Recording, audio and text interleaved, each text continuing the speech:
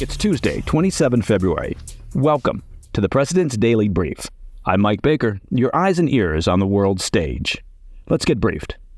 We'll start things off with coverage of the ongoing farmer protests in Europe, which escalated Monday as demonstrators convened on the EU headquarters in Brussels, clashing with police. It's the battle of the farmers versus the bureaucrats. Later, we'll discuss a New York Times report detailing how the CIA has been secretly training and aiding Ukraine in their efforts to repel Putin's invasion. And of course, after the New York Times report, it's well less of a secret. Plus, we'll take a look at reports that Russian opposition leader Alexei Navalny was set to be freed in a prisoner swap just before his tragic death in an Arctic prison. And in today's Back of the Brief, we'll discuss the shocking death of an active duty U.S. Air Force member who set himself on fire outside the Israeli embassy in Washington, D.C. on Sunday to protest the war in Gaza. But first up, the PDB Spotlight. Let's begin with the latest regarding the angry farmers of Europe who descended on the European Union's headquarters in Brussels on Monday to continue their protests of draconian environmental policies that threaten their sector. And yes, draconian is the PDB word of the day. As we've been reporting, there's widespread anger in the agricultural sector across Europe as farmers are seeing their businesses eroded by the EU's environmental agenda, as well as cheap imports largely from Ukraine. On Monday, farmers took the fight straight to EU leaders in Brussels, demanding that they do more to address their mounting concerns, and that's according to a Reuters report. Authorities in Brussels said roughly 900 tractors had entered the city to join in the protest outside the European Council building, where ministers were holding discussions regarding the ongoing demonstrations. The protests quickly spiraled out of control as farmers clashed with police, tossing eggs and spraying officers with liquid manure. Well, that sounds like fun. Authorities responded by blasting protesters with water cannons and tear gas. Okay, less fun. While anger differs over specific domestic concerns, the farmers are widely united in opposition to EU environmental proposals that threaten the agricultural sector. Earlier this year, the EU had proposed a number of measures that upset farmers, including a crackdown on pesticide use and a plan to force farmers to cut non-CO2 emissions by 30% from 2015 levels. These are part of the EU's broader strategy to become carbon neutral by 2050, with a stated goal of reducing greenhouse gas emissions by a staggering 55% by 2030. The protesters have already forced some concessions from leaders in Brussels. Earlier this month, the EU ditched plans to curtail pesticide use, removed the non-CO2 emission cuts from a draft proposal, and delayed rules on setting aside areas of farmland for protection. Now, critically, the EU also opted to omit the agricultural sector from strict stipulations on all industries to cut greenhouse gas emissions by 90% before 2040. Still, farmers say these concessions do not go far enough to address their long-term concerns regarding the sustainability of their livelihood. There is also intense anger over the EU's prioritization of Ukrainian exports, including waiving tariffs and quotas on Ukrainian goods in the wake of the war with Russia. Farmers in the EU are now increasingly seeing their prices undercut by cheaper goods coming in from Ukraine.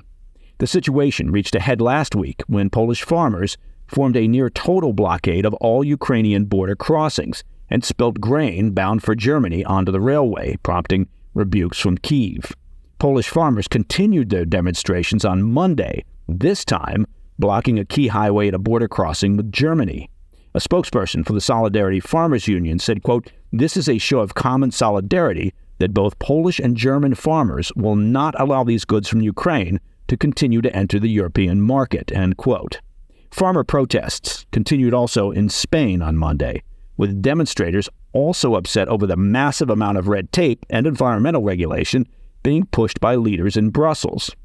Roberto Rodriguez, a Spanish farmer, said, quote, "It's impossible to put up with these rules. They want us to work in the field during the day and deal with paperwork at night. We're sick," he said, "of the bureaucracy."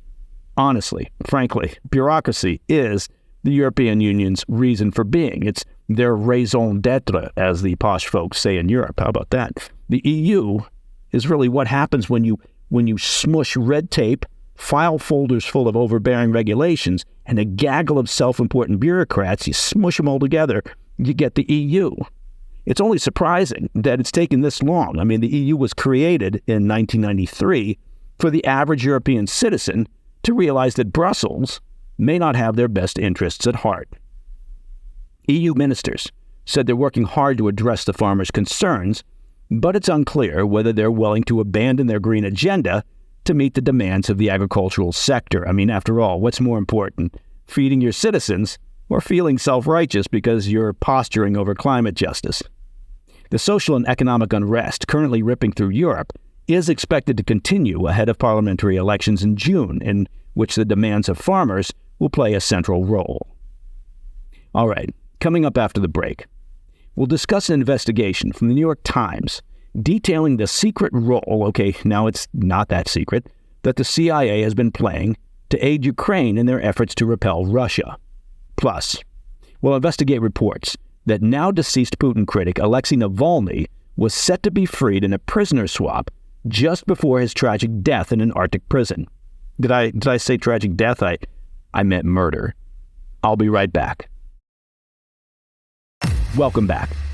A New York Times report published over the weekend detailed how the CIA has been working closely with officials in Ukraine, helping them hone their intelligence operations and providing critical support amid the darkest days of the war with Russia.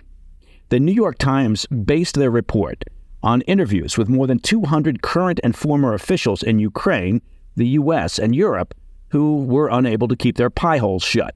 The intelligence partnership between America and Ukraine was described as a linchpin of Ukraine's defensive strategy, with the CIA assisting with targeted missile strikes, tracking Russian troop movements, and helping Ukrainian intelligence operatives establish their own spy networks. While the revelations are new, the arrangement has reportedly been a closely guarded secret for nearly a decade. The relationship, according to some, began in earnest in late February 2014, after former Ukrainian President Viktor Yanukovych fled to Russia. Things developed after Ukrainian intelligence agents helped prove Russian-backed forces were behind the downing of a Malaysian Airlines plane in 2014. They further ingratiated themselves to leaders in Washington after they helped the U.S. identify the Russian agents involved in election interference in 2016. And by late 2016, the CIA was reportedly, according to the story, training an elite Ukrainian Special Forces unit that included the current head of Ukrainian intelligence. As the story goes, according to New York Times sources who clearly love to chat, this unit got their hands on Russian drones, which the CIA then reverse-engineered, helping to crack and infiltrate encryption systems employed by Moscow. The relationship has not been without its hiccups, however.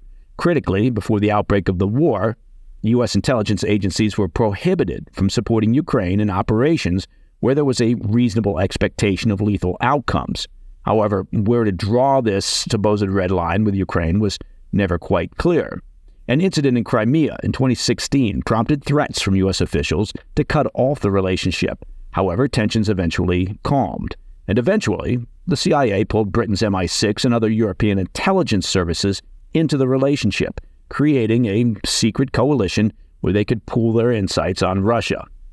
The relationship and building network helped the CIA gather intelligence pointing to Putin's imminent invasion of Ukraine in February of 2022, which allowed them to give leaders in Kyiv a heads up.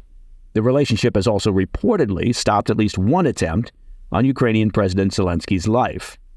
Following Russia's invasion, the Biden administration authorized the CIA's involvement in lethal operations, at least when operating from Ukrainian soil.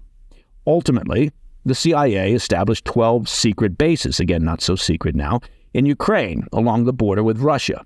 The current CIA director, William Burns, has made at least 10, there's that word again, secret trips to Ukraine during his tenure. His latest trip came just last week, as he reportedly tried to calm fears that the CIA will be forced to curtail their operations in Ukraine if Congress doesn't approve further military and financial aid to Kyiv.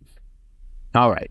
Well, nobody who spends any time following geopolitics and the ways of the real world should be surprised that the CIA and allied partners have built a supportive relationship with the Ukrainian military and intel apparatus, I do find it disappointing that some 200 individuals with varying degrees of knowledge and access to the effort lack the discipline to shut their yaps. This is not some historical event that's being discussed. It's an ongoing invasion by Putin's military, with lives being lost every day and sources and methods at risk. Now, of course, there are many folks who say that we need full transparency. There's no need for secrets. Those folks tend to have an overly optimistic view of the world, that somehow we live in a community of nations where everyone is focused on the common good. It's a lovely thought, but it's not the real world. Okay, I want to shift our focus back to the tragic death of Russian opposition leader Alexei Navalny in an Arctic prison in Russia. Those closest to him claimed on Monday that he was scheduled to be traded in a prisoner swap with Germany, but was killed because President Vladimir Putin reportedly could not stand the thought of Navalny breathing free air. Navalny, the leading critic of Putin, one of the few actual critics of Putin, died under mysterious circumstances on February 16th at the Polar Wolf Penal Colony, where he was being kept on trumped-up charges related to his criticism of the Putin regime. Now, the Kremlin has claimed he died of natural causes. They refer to it as sudden death syndrome. I'm sure this will come as a shock to PDB listeners, but the list of Putin critics and opponents who have reportedly died of natural causes, it's a rather lengthy one. On Monday, Maria Pevchik, a close ally of Navalny, alleged he was due to be exchanged, along with two unnamed Americans, in a prisoner swap with Germany for Russian FSB security service hitman Vadim Krasikov. The deal, according to a Reuters report, was close to being finalized when news of Navalny's death broke. Pevchik said that Russian billionaire oligarch Roman Abramovich had helped to negotiate the deal with officials in the West, but that it was actually too much for Putin to stomach. Pevchik said Putin opted to, quote, get rid of the object of bargaining by having Navalny killed. Pevchik added, quote, it's the behavior of a mad mafioso, she said, but the point is that Putin has gone mad with hatred for Navalny, end quote. While Pevchik did not provide hard evidence to back up the claims, the narrative appears to have some truth behind it. An unnamed Western official acknowledged to Reuters that early discussions regarding a swap had taken place between Russia, the U.S., and Germany, but that nothing formal had been agreed upon. Unnamed sources in Russia similarly confirmed discussions, but said the plans were far from finalized. All right, coming up in today's Back of the Brief, we'll discuss the shocking death of a U.S. Air Force active duty member who set himself on fire outside the Israeli embassy in Washington, D.C. on Sunday. I'll be right back.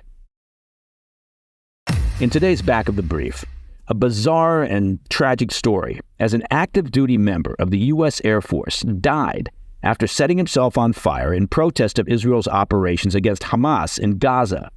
The disturbing incident unfolded outside the Israeli embassy in the early afternoon in Washington, D.C. on Sunday. Aaron Bushnell, a 25-year-old from San Antonio, Texas, doused himself in an unknown liquid while saying he could, quote, no longer be complicit in genocide, and that his suffering would be small compared to what Palestinians are facing in Gaza, according to a CNN report. He repeatedly screamed "Free Palestine" as he lit himself ablaze before collapsing to the ground. Local police rushed to the scene with fire extinguishers and quickly transported him to a local hospital, but he ultimately died. Authorities said Bushnell began live streaming to the social media platform Twitch. As he approached the Israeli embassy, he reportedly set the phone down to capture his protest before engaging in the self-immolation. The video was quickly removed from Twitch, but police investigators are reportedly reviewing the footage and working with members of the U.S. Secret Service and others to determine what exactly led to this tragic incident. Now, they are undoubtedly scouring his social media profile, tracking down friends and colleagues, family and associates, and retracing his recent activities and behavior in an attempt to understand his mental state and motivations. And that, my friends, is the President's Daily Brief for Tuesday, 27 February. If you have any questions or comments, please reach out to me at pdb@thefirsttv.com. I'm Mike Baker, and I'll be back later today with the PDB Afternoon Bulletin. Until then, stay informed stay safe, stay cool.